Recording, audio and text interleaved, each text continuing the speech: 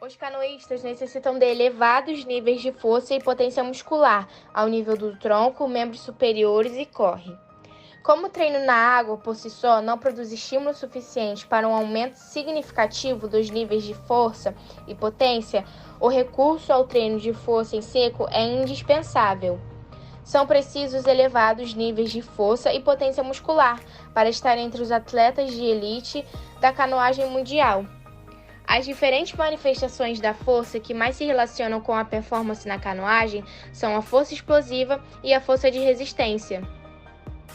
O treino de força de resistência permite um aumento da capacidade contráctil e energética durante esforços prolongados. O treino de força explosiva melhora a capacidade contráctil em regimes anaeróbios. O que é a força de atrito? A força de atrito é uma força que se opõe ao movimento dos corpos. Ela pode ser estática se o corpo estiver em repouso ou dinâmica para os corpos em movimento. O que é arrasto aerodinâmico? O arrasto é uma força de fricção que surge por intermédio do atrito entre o corpo e o fluido. A força de arrasto, também conhecida como resistência do fluido, tanto pode ser aerodinâmica como hidrodinâmica, para casos em que o corpo se desloca em meios gasosos e líquidos, respectivamente.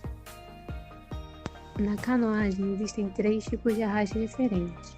No arrasto de superfície, é aquela força causada pela movimentação de um corpo em direção oposta ao fluido. Ela surge graças ao contato entre o fluido e o corpo por meio de uma camada de contato imediata à superfície deste. O arrasto de superfície é bastante explorado nas competições profissionais de natação, em que se usa roupas lisas capazes de diminuírem consideravelmente o arrasto do fluido, enquanto o nadador desloca-se em meio ao líquido. Já o arrasto de forma decorre de uma diferença de pressão entre as diferentes partes do corpo que se desloca através de um fluido. Com o intuito de reduzir-se o arrasto de superfície, os objetos que são projetados para deslocar-se em fluidos são desenhados em forma aerodinâmica, e essa condição é obtida quando se diminui a área do corpo que é perpendicular ao fluxo das linhas de fluido. E, enfim, temos o arrasto de onda.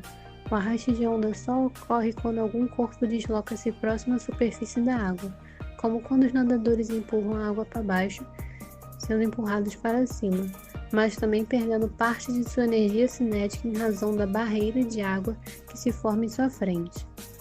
Outro exemplo seria o de um navio, que forma ondas de arrasto em frente à sua proa, quando em movimento. O arrasto de onda não ocorre quando os corpos movem-se completamente imersos em água. Outro exemplo seria o de um navio, que forma ondas de arrasto em frente à sua proa quando em movimento.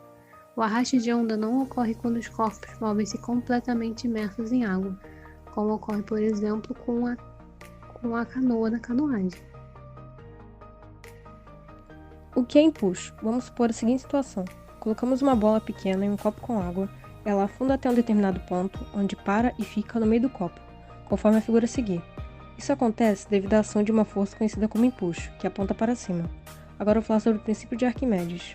Arquimedes ficou intrigado com esse fenômeno e desenvolveu a seguinte proposição. Todo corpo imerso, total ou parcialmente em um fluido em equilíbrio, acaba sofrendo uma força, aplicada por este, com direção vertical, sentido voltado para cima e módulo igual ao peso da parte fluida deslocada. Segundo o princípio de Arquimedes, o empuxo tem o mesmo valor da força-peso multiplicada pelo volume do fluido deslocado pelo corpo. De acordo com isso, podemos então escrever a equação do empuxo da seguinte maneira. dF significa densidade do fluido, VI significa volume da parte do corpo imersa no fluido e G significa aceleração da gravidade. A energia cinética é a capacidade de algum corpo em movimento realizar trabalho, modificando o estado de movimento dos corpos ao seu redor ou deformando-os. Quanto maior a velocidade e a massa do corpo, maior é a sua capacidade de realizar trabalho quando estiver em movimento. De forma análoga, podemos pensar que um corpo que apresenta uma grande energia cinética necessita de uma grande quantidade de energia para cessar o seu movimento. A energia cinética K é a energia associada ao movimento de um objeto. Quanto mais depressa ele se move, maior a sua energia cinética. Quando um objeto está em repouso, a energia cinética é nula. Para que um corpo sofra uma variação na sua velocidade, é necessário que um trabalho seja realizado sobre ele.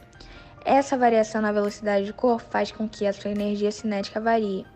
O teorema da energia cinética indica que a variação da energia cinética é igual ao trabalho. O movimento retilíneo uniformemente variado ocorre quando um objeto sofre variações constantes de velocidade, o que provoca aumento ou diminuição dessa grandeza. Em física, definimos o movimento uniformemente variado como aquele que possui aceleração escalar constante e diferente de zero. Nesse tipo de movimento, a aceleração escalar média também é constante e igual à instantânea.